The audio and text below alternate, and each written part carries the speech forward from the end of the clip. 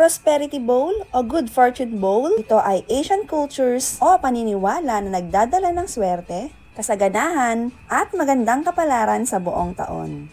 Kaya naman, tara, tuturuan ko kayo kung paano gumawa nito. Para sa ating earth elements, kailangan natin dito ng ceramic o kaya ng glass bowl. Lalagyan naman natin ito ng bigas na sumisimbolo sa fertility, abundance, prosperity, and good health. Mag-iwan lang tayo ng konting espasyo para sa ating 12 itlog na sumisimbolo sa 12 months of the year. Magtutusok naman tayo ng 12 chocolate gold coins sa pagitan ng mga itlog.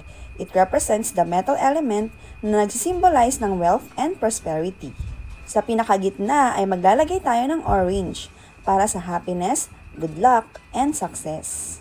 Isunod naman natin ang dahon ng laurel para mabalanse ang metal at wood elements na sumisimbolo sa tagumpay sa pagnenegosyo o sa iyong career, pagpapala o protection sa iyong pamilya, pag-iwas sa masamang espiritu at enerhiya. Magrolyo naman tayo ng 12 piraso ng paper bills, kahit anong denomination, 20s, 50s, 100s pa yan ay pwedeng-pwede. At tatalian natin ito ng red ribbon. Ito ay fire element na nagsisimbolo ng energy, passion, at success. At maglalagay na rin tayo ng 12 pieces coins. Ang coins at ang bills ay sumisimbolo sa wealth, fortune, and financial abundance. Paalalang gagawin natin ito 3 days or 1 day bago magbagong taon.